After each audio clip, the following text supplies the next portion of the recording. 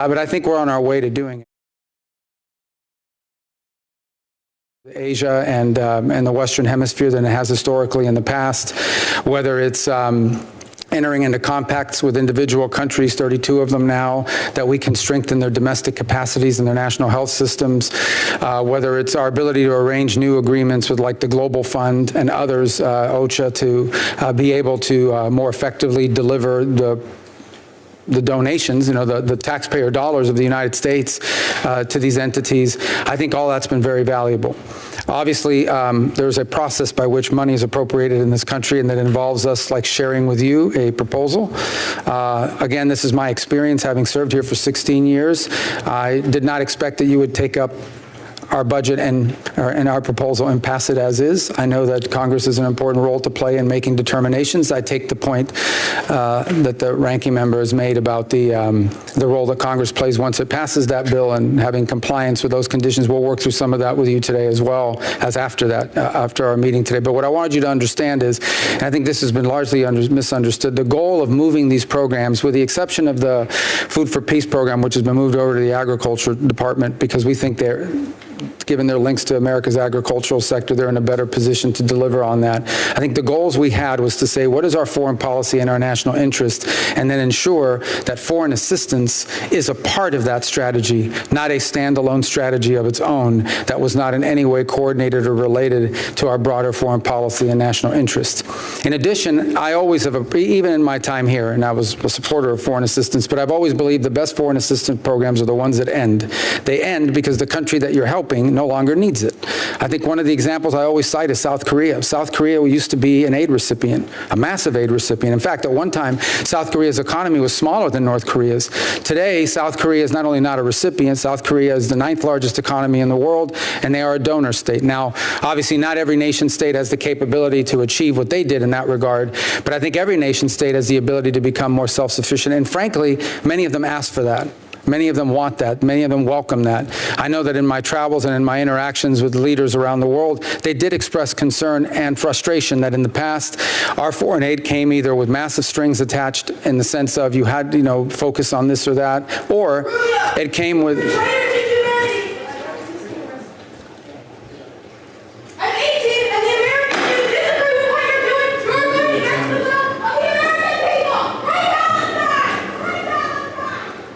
All right, and also because I know that every country doesn't have the capability to do that, but a lot of countries expressed concern that oftentimes we were doing aid in their countries through NGOs without coordinating with a government at all.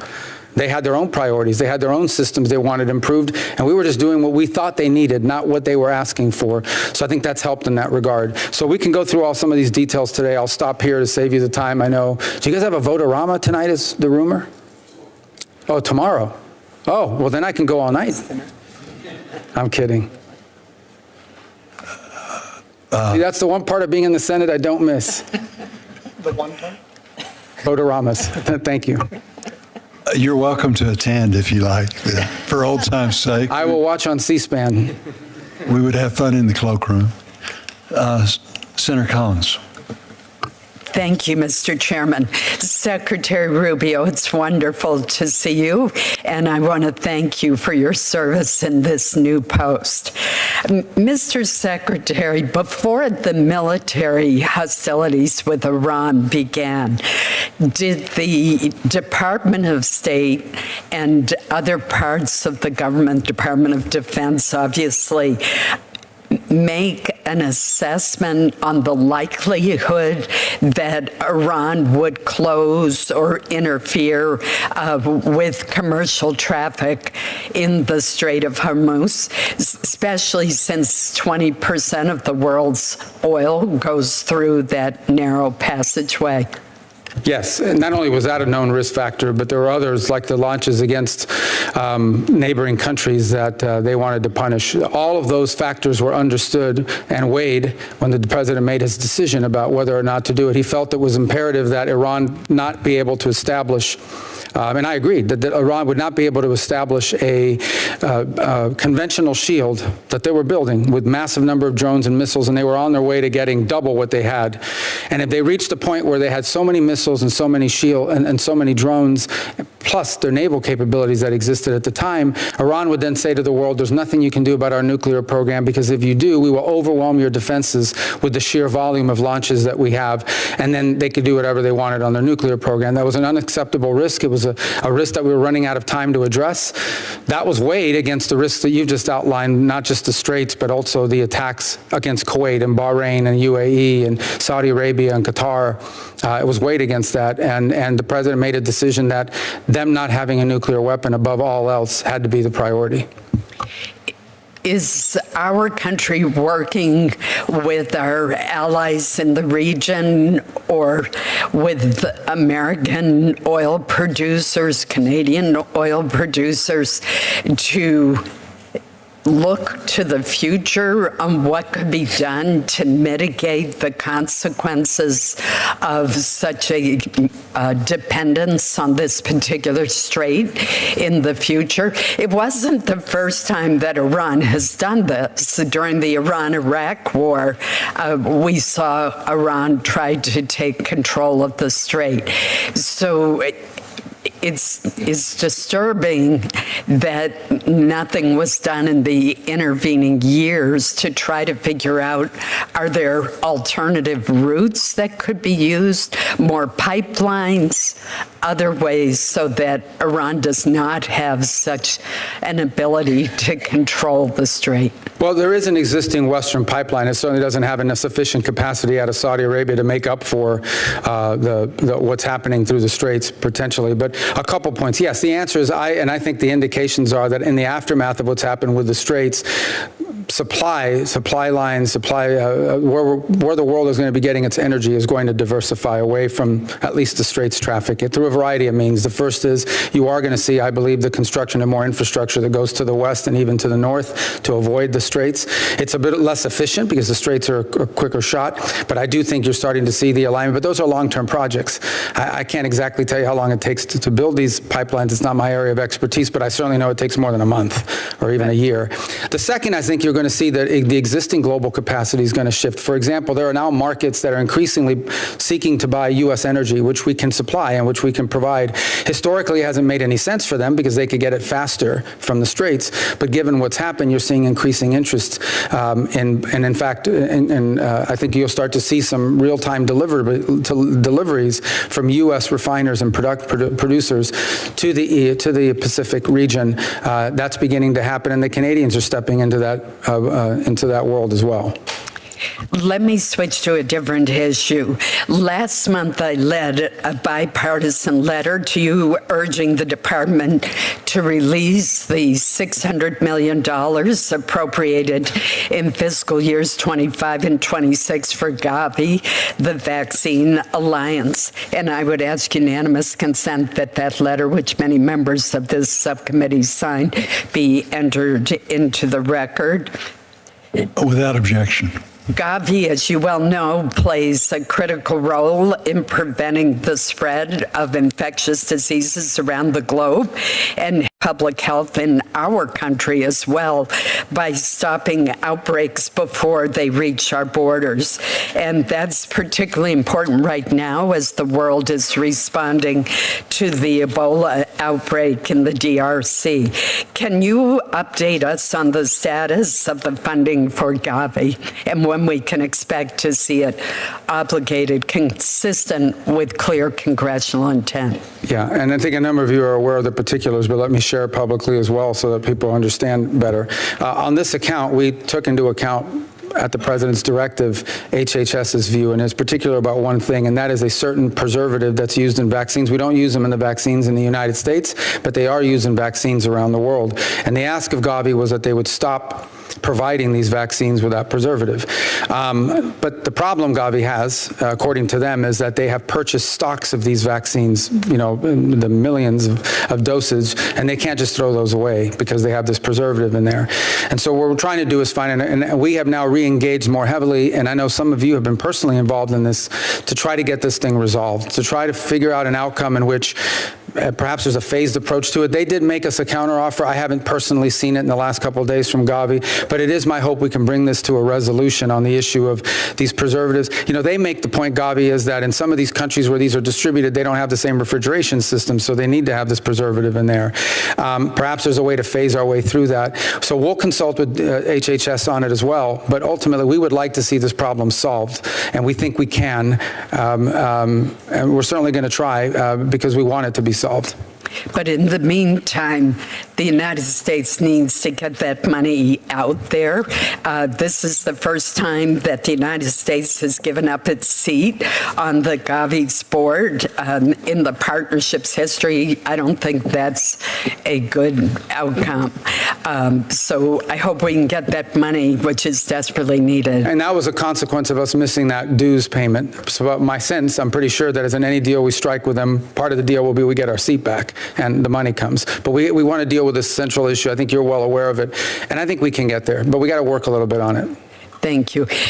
Mr. Chairman, I know my time has expired, so I'll submit the rest of my questions for the record.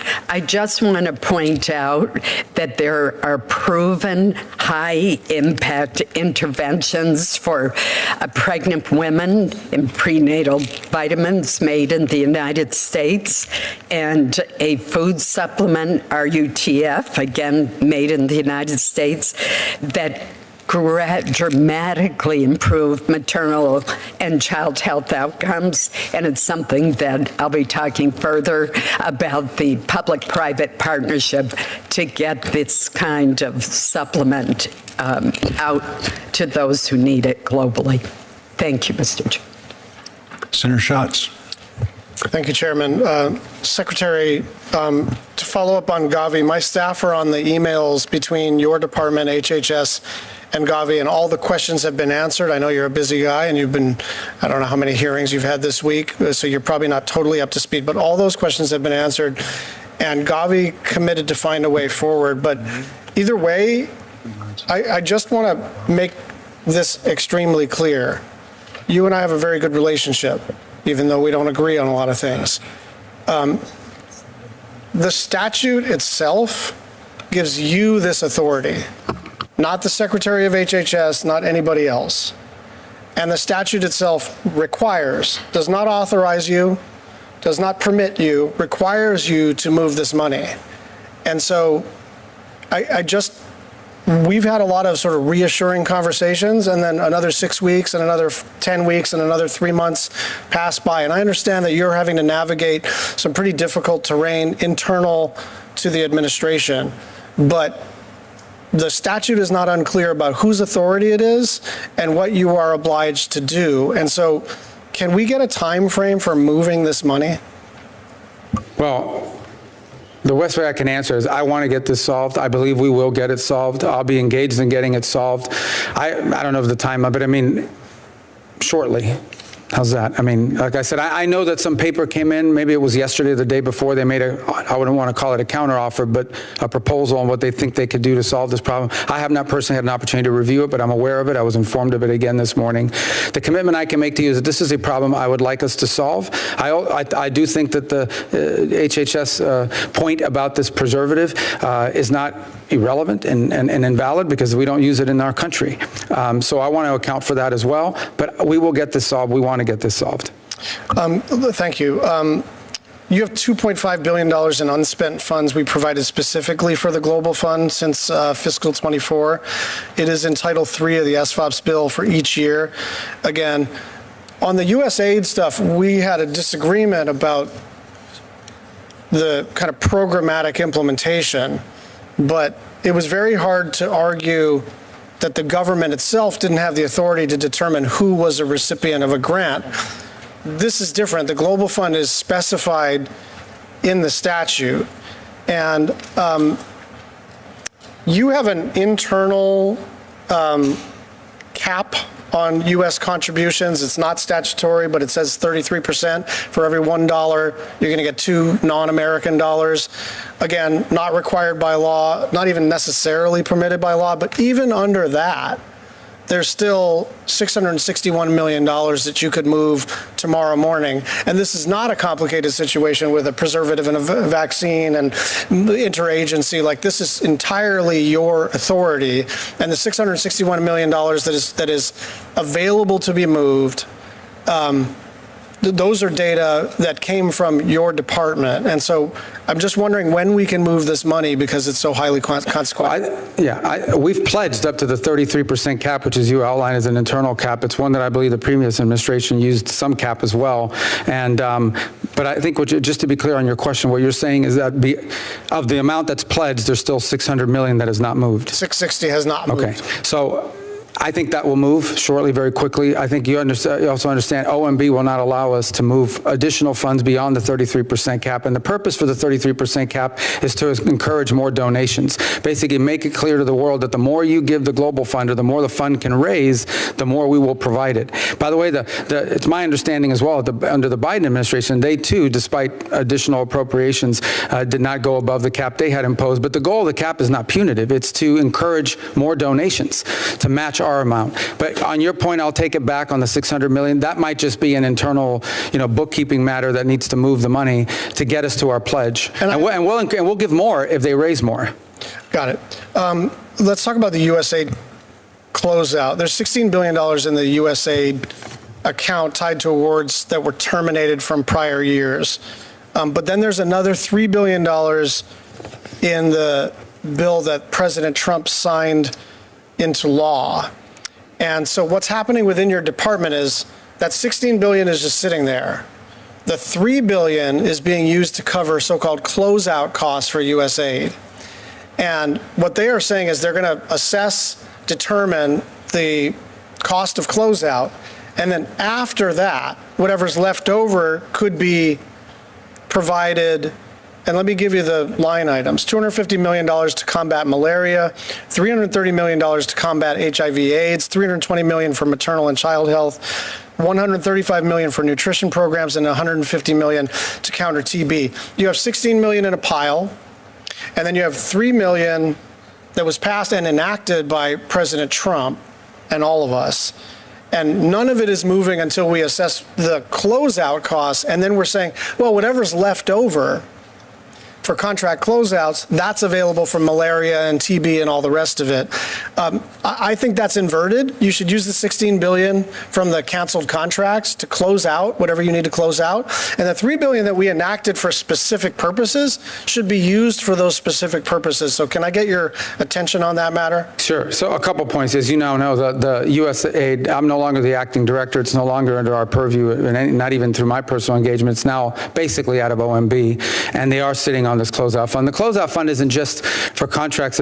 Some of them are tied up in litigation. In essence, some of that money may be needed because these people have sued. They want to get paid for the contract. They claim they were in breach, and courts are basically saying we may rule in their favor, and in some cases might, and we have to have funds available. So they're still estimating what that closeout cost will be. We have been able to go and get some money for OMB. For example, I think after our conversation, we talked a little bit about Ebola response. OMB released, I think the number is $200 or $250 million from that fund for the Ebola response. Yes. And theoretically, the money that's not needed for the closeout, as I said, may be given to the state for programming. As you can imagine, we want it to be given to state for programming because we have programming we can put it towards, including the items that you've outlined. And that was the whole point. I mean, the whole point here was to move aid under the State Department. Whether we like that or not, that was your objective. And so now that there's this pile of money that's still in USAID, it strikes me as a little odd that you can't control those dollars. That was the purpose of enacting this kind of new model. The other thing I'd say is, first of all, thank you for releasing those Ebola dollars. It also demonstrates that you are perfectly capable of getting money released from those closeout funds if you wish. And I would say Ebola is an urgent priority, but so is malaria, so is TB, and so is HIV/AIDS. Thank you. Senator McConnell.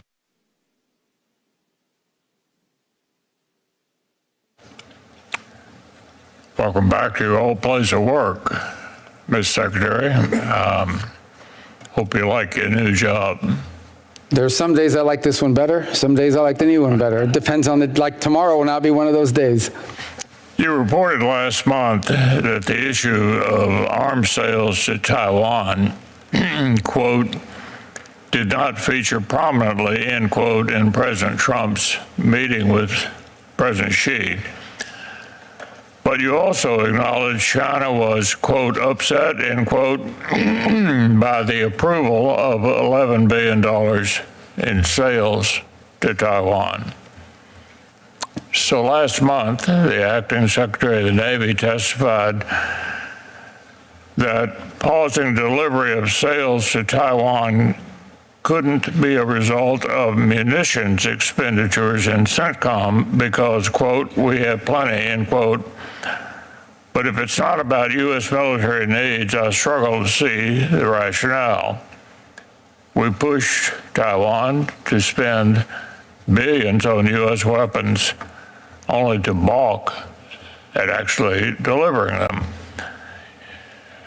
As for yourself, you've been clear-eyed about the gravity of Chinese ambitions and the threat they pose to our interests. You know why the optics of this pause aren't great.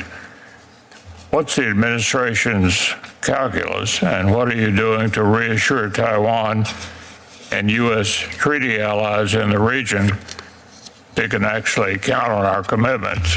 Yeah, a couple points. First, we don't consult with the Chinese on these sales. They raise it constantly, and but we don't consult with them, and that's in keeping with our longstanding policies, which have not changed.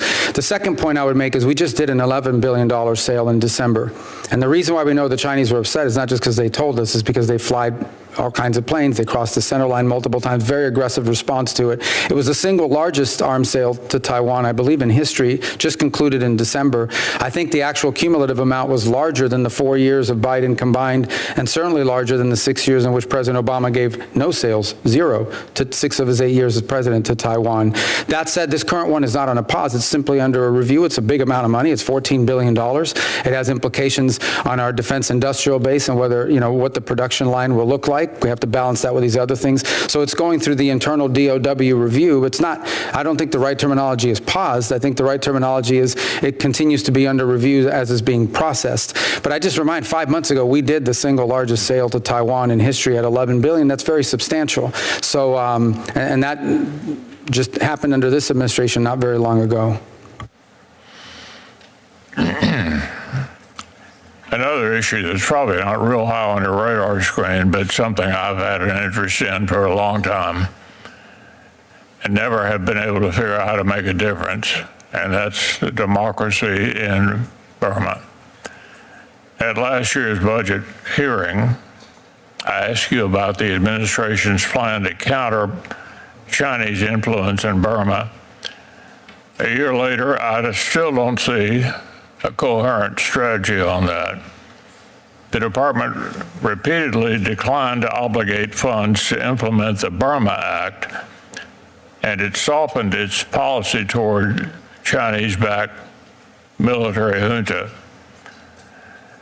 So, Mr. Secretary, when Hong Kong's pro-democracy advocates were under attack, you stood by them, both on principle and because friends of democracy tend to be friends of America. So does the State Department have a preference on whether Burma is ruled by a Chinese-backed junta or by duly elected civilian leaders? Or is the policy toward Burma agnostic toward values and stable outcomes? Yeah, I don't think our policies will ever be agnostic anywhere in the world. If we had our choice and our preference, we would much prefer to deal with a democratically elected government that's friendly to the United States than one that isn't and is under the control of a foreign power. The challenge in Burma has been obviously that the Chinese hold a tremendous amount of leverage over that system there. And we have tried to find and continue to search for creative ways in which we can at least have a relationship with elements within Burma. But it's been a hard nut to crack, obviously, because both the regime that's in place has been brutal in the way that it's governed, and because the amount of leverage and influence that China has over them. So we continue to seek opportunities to change that dynamic, and maybe there's in baby steps, maybe that's in leaps. You never know when history provides a unique opening and an opportunity. But to your fundamental question, look, ideally, and by the way, dealing with democracies is not always easy because they change governments, and sometimes the person who got elected is a little less friendly to us than the others. But over time, we have found that our ability to interact with democratically elected governments is much more stable and and much more in our interest than otherwise. In some cases, you don't get that option, unfortunately. And I'm not saying that Burma is incapable of democracy. I'm just saying that as the circumstances there exist right now, we are still searching for creative, innovative ways in which we can sort of find our way to at least have some relationship with individuals who have a chance to make a difference there and give them a chance to make that difference. I've got time for one more. I appreciate the administration's efforts to end Iran's decades-long war against America and Israel. But I worry our public diplomacy on this has been self-defeating. We had tools in place since the Cold War to reach freedom-loving people under censorship. They're hosted primarily under the U.S. Agency for Global Media. But even as the president has spoken directly to the Iranian people, the administration has repeatedly allowed USAGM to withhold funding from the international broadcast entities designed to help its message reach audiences who are under repression. So I'd like to hear your view on the utility of USAGM guarantee organizations like Radio Farda and the Open Technology Fund. What is the department doing to leverage them to communicate with Iranian citizens? And what role should that agency guarantee play in countering censorship and oppression from the PRC and China as well? Well, yeah, and as you know, that agency is in the purview of this committee in terms of funding. It runs ancillary to state, but we don't necessarily run it or control it. It had somebody that was involved who had been appointed by the White House. That appointment was removed by a court decision, and all of the decisions they made while they were there were also reversed. I do know in my role as National Security Advisor that we're now involved in finding a restart of how we can get this program, because I do believe it has utility and value. I think in the 21st century, one of the questions we will ask ourselves is not just do we want to provide broadcasting to these places, but whether we should be getting more into the access business, meaning using part of that funding and part of that programming, not simply to have a radio station that broadcasts or something, but actually giving people in that country the tools to circumvent censorship and be able to access news and information from around the world, and more importantly, to communicate with one another. One of the things you will find pretty consistently in every totalitarian system is they want to control the ability of their citizens to communicate with one another.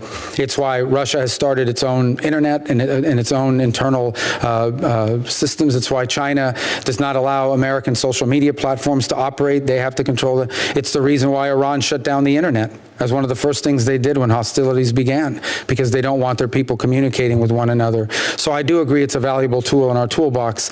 And in my other role and capacity, it's one that I've given emphasis to, and hopefully we'll have something to bring you that both complies with the court order and I think furthers our national interests. Thank you, Mr. Chairman. Thank you, Mr. Chairman. Thank you, Mr. Secretary. It's good to see you. I think you might have been at the same briefing that I attended when Putin invaded Ukraine, and we were in the skiff, and we were asking our experts, how long is this war going to last? And some of them suggested 2 weeks. Valiant people, but they're up against one of the largest militaries in the world. Here we are 4.5 years later, and the Ukrainians are still valiantly, successfully in many respects, fighting day in and day out. I've never had any doubt in my mind whose side I was on in terms of the war in Ukraine. My mother was born in Lithuania. I know the Russians through the Tsar and Soviets and the history that I've read, and I know what their ambitions are, and they're not consistent with the values of this country. I'm trying to figure out now exactly where we are as a nation when it comes to the war in Ukraine. And I think of some specifics. The $400 million that we appropriated to help the Ukrainian people fight this war has bounced back and forth. Is it finally resolved? Are we going to send this to the Ukrainians? The $400 million? Yes. That's going through the interagency process right now. In fact, I saw maybe last Friday something on it. I think you'll see news on that pretty soon. Well, that's exactly what Secretary Higgsmith said 2 weeks ago, 3 weeks ago, and nothing's happened. So here they are fighting for their lives, and they're facing ballistic missiles. They don't have the defense that they need. They're valiantly doing everything they can to save their people, and we are going through some bureaucratic malaise, I'm not sure what, that is Yeah, this? it's just going through the interagency process, and there were a couple stops along the way that unfortunately got tied up a little bit. But I've seen it not as Secretary of State. I've seen the interagency as National Security Advisor, and it's something that I think we'll have news on fairly soon. Will it be timely help? Will it be help that we can send them quickly that they need? Yeah, in particular, I mean, the one thing we always worry about is in the winter, because winter will come again, and they had a pretty brutal winter last year, and there's indications it could be just as brutal this year, especially with their inability to generate energy. So there is urgency in trying to get this resolved and delivered. Well, let me also ask you this question. I realize with the Straits of Hormuz, we found ourselves buying oil from the Russians. Was that the understanding? So the Treasury has lifted on a short-term basis the sanctions on the sale of some Russian oil, primarily as a trade-off, unfortunately, but designed to get more oil into the market to try to stabilize global prices. But this is not a permanent change to our policy. It's a time-limited one that was just recently extended by, I believe, by another 30 days. Not that long ago, we characterized Russia as one of the 4 hard targets in the world for the United States. Are they still? They clearly still remains a challenge. And back to your point that you made a moment ago, I don't think there's any doubt at this point in the minds of most observers around the world, and I would say in the minds of some inside of Russia, that the invasion of Ukraine has been a strategic disaster for them. They are not going to achieve the objectives they set out on day one for certain, and they may not even be able to militarily ever achieve the objectives they're demanding now in negotiations. I would also say that how we have viewed it is this war has no military solution. It has to have a negotiated settlement to it, and that's the role we've tried to play, and it's been a difficult role to play because, frankly, we're not an impartial mediator. We sanction Russia, and we are providing and have sold weapons through the Pearl program, which has remained unimpeded, to the Ukrainians. Unfortunately, those talks have stalled in recent months for a variety of reasons. The Ukrainians have actually made some battlefield gains in the last month as well. The Russians are losing 5,000, not injured, dying. In fact, it is the first conflict, according to the Department of War, it is one of the first conflicts ever in which the death rate is higher than the casualty rate on the Russian side. It's the first time ever that you have more deaths than casualties. So you're right, not only are the Ukrainians bravely fighting, they're effectively fighting.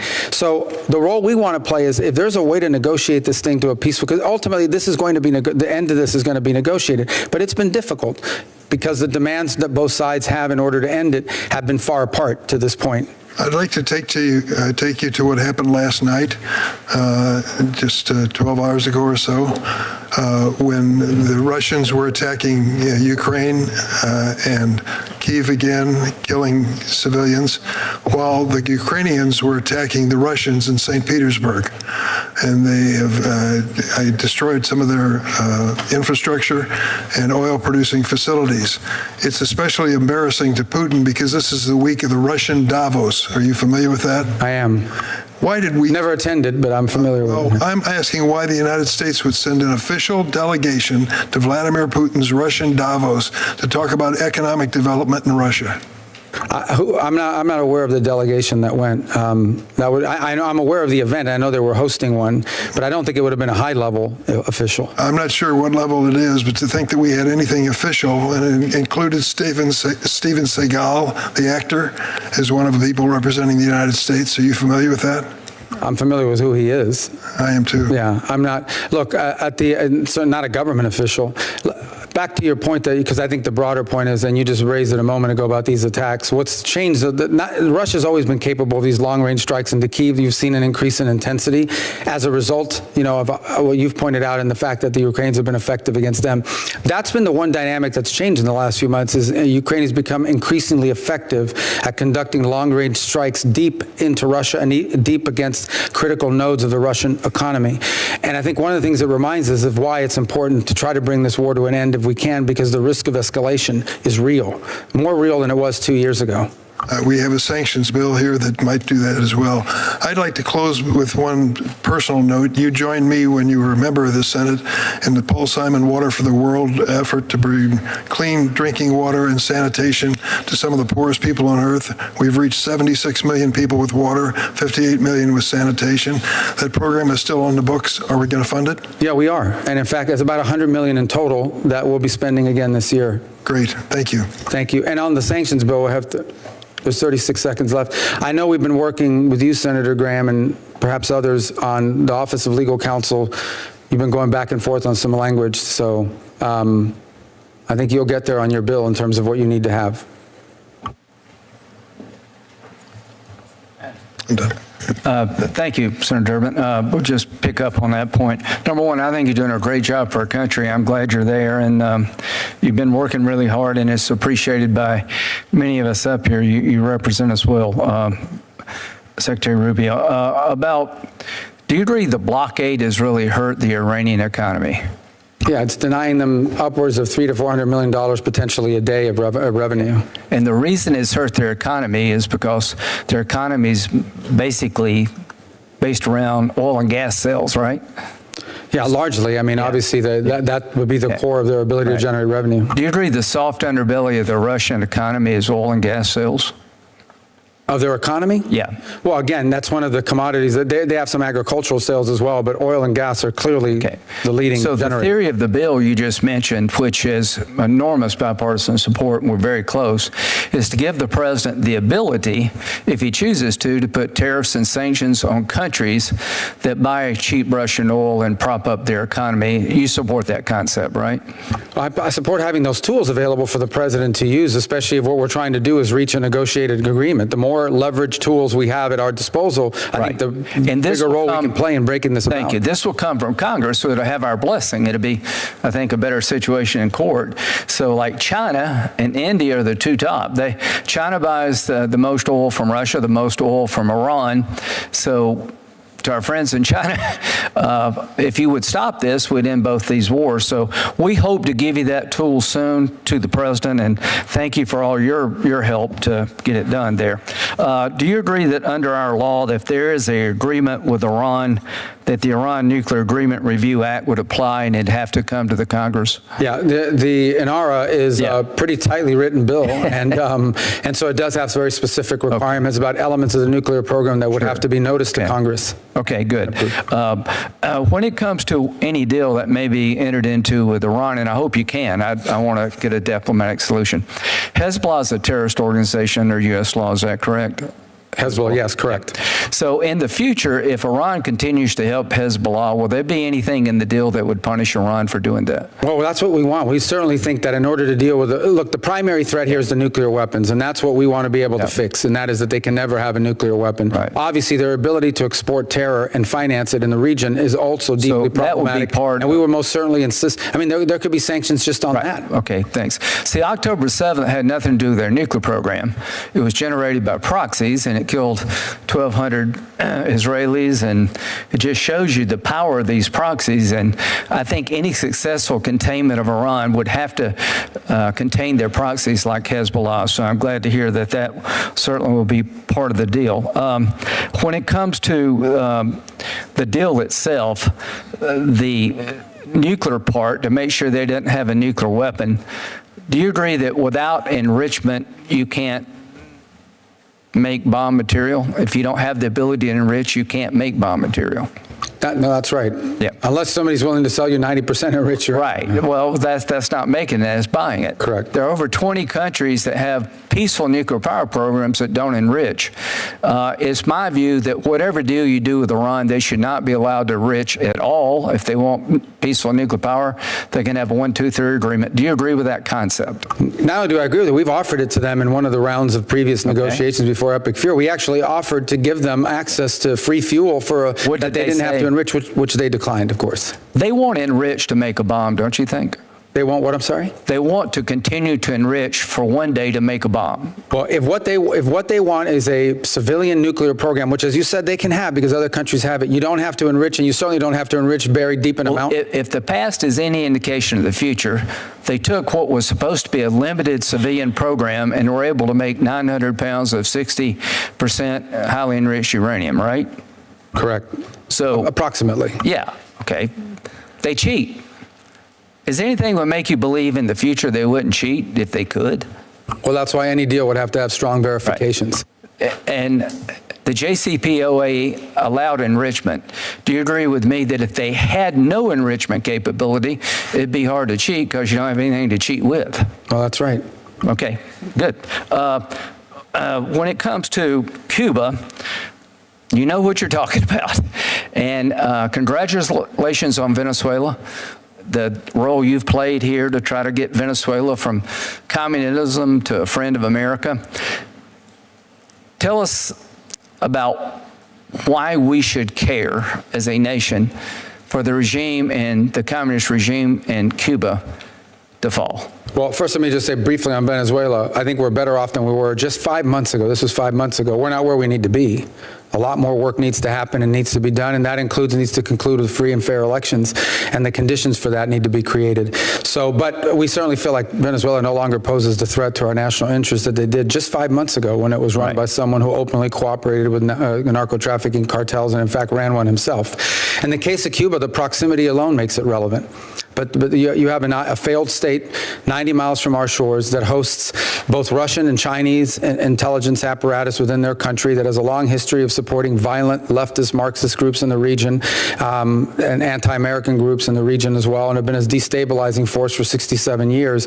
But just the existence of a failed state that's friendly to our adversaries in our own hemisphere is in and of itself a national security situation. Now, I would say this about Cuba. We want Cuba to be a country that can enjoy the same things they do in Jamaica, the Dominican Republic, the Bahamas, most of the Caribbean, all of the Caribbean bases for the most part. The problem they have is that the country's not even run by a government. The country's run by a military conglomerate named Gaesa that controls 70% of the GDP of the country. And all the money they generate, they're sitting on $18 billion of assets.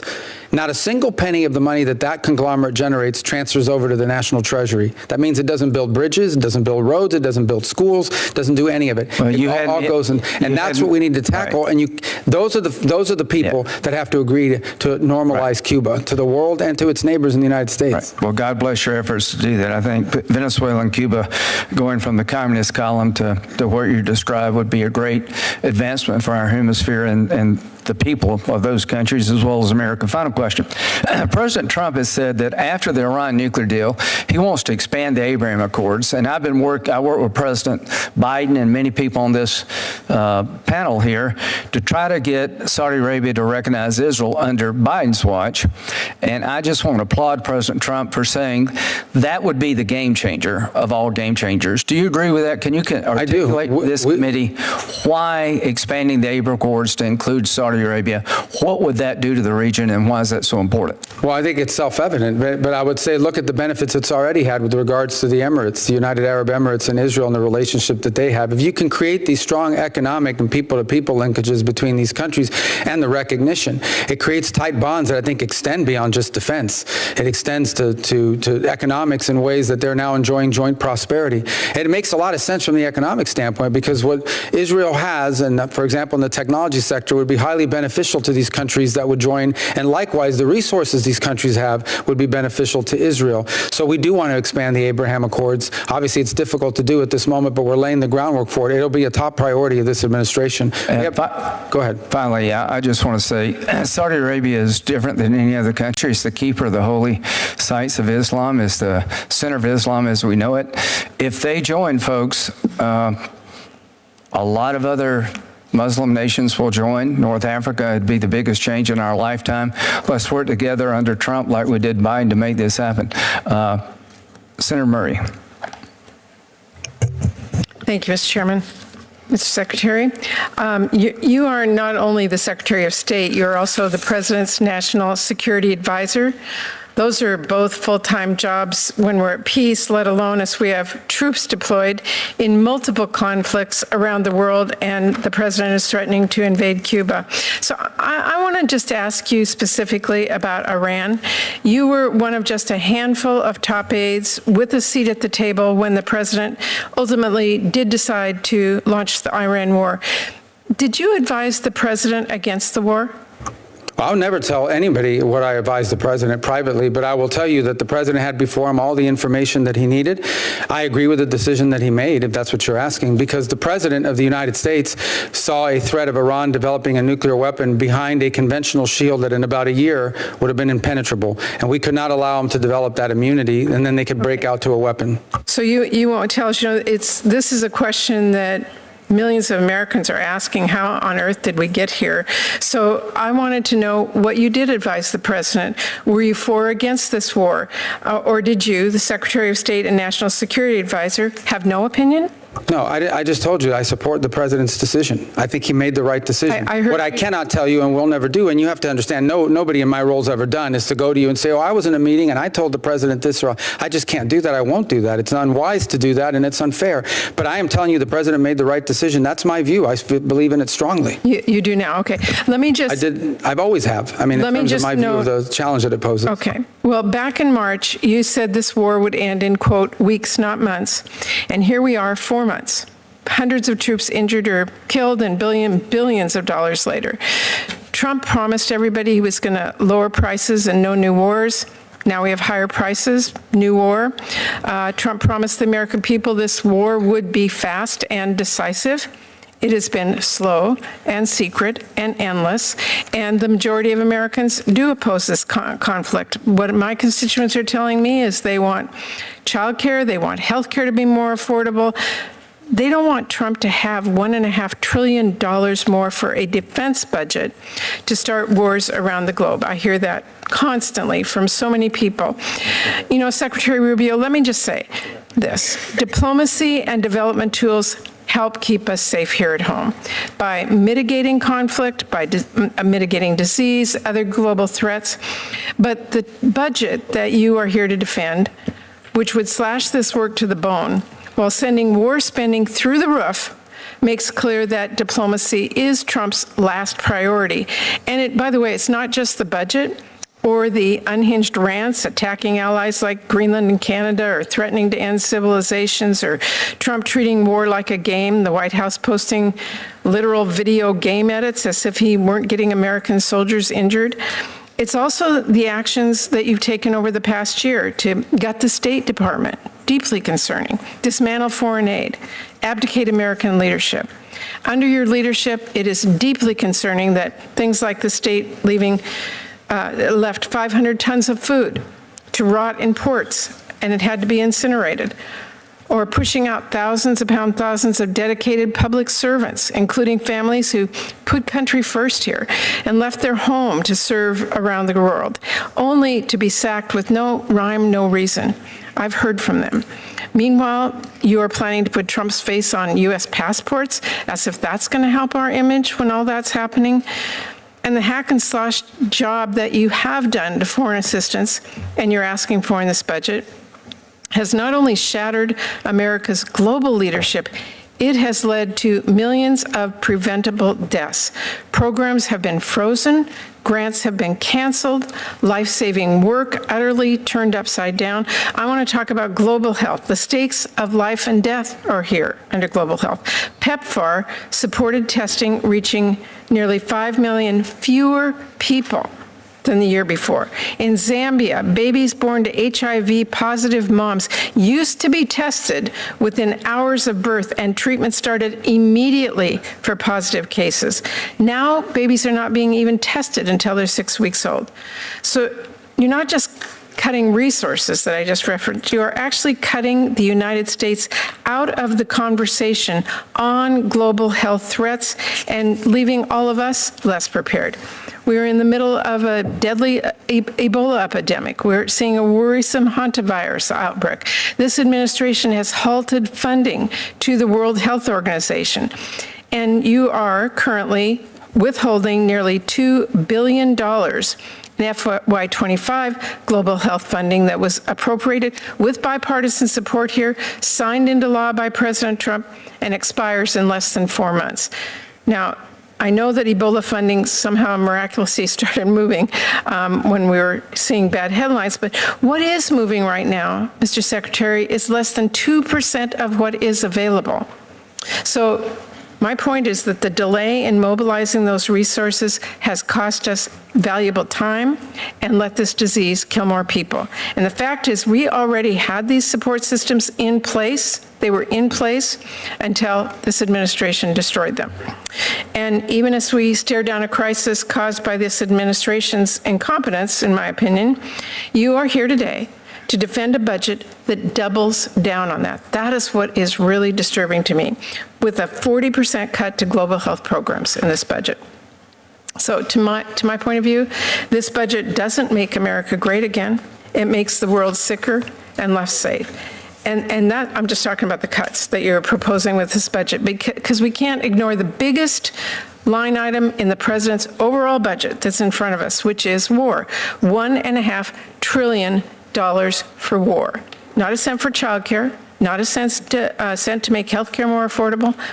That's the budget that you are here today to defend, and it spends $1.5 trillion on war and slashes your department to ribbons. So that is what is concerning to me as you come before our committee today to back this request up. It just seems to me we are cutting diplomacy and paying defense contractors, and I just believe from my point of view, and I know you disagree with me, but I just think this is the wrong way for our country to go. A budget is a statement of values. I've said it many, many times. And I think it is in big question where the values are in this budget. So that's where I am. Who's the chair right now? So, Mr. Senator Boozman, can I respond? Because she touched a lot of topics. I don't know if I can get all of them, but I'm going to get most of them. Yeah, sure. Because I strongly disagree with almost everything that was said. I figured you would. I know. Well,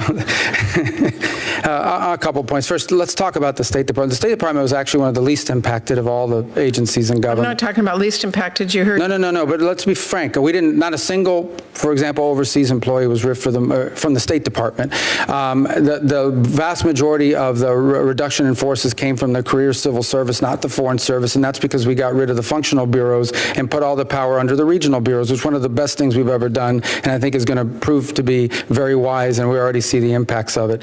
Let's walk through some of the programs you've pointed to. So, for example, on our disaster response today around the world, because we combine those accounts, is faster than it's ever been and more effective than it's ever been.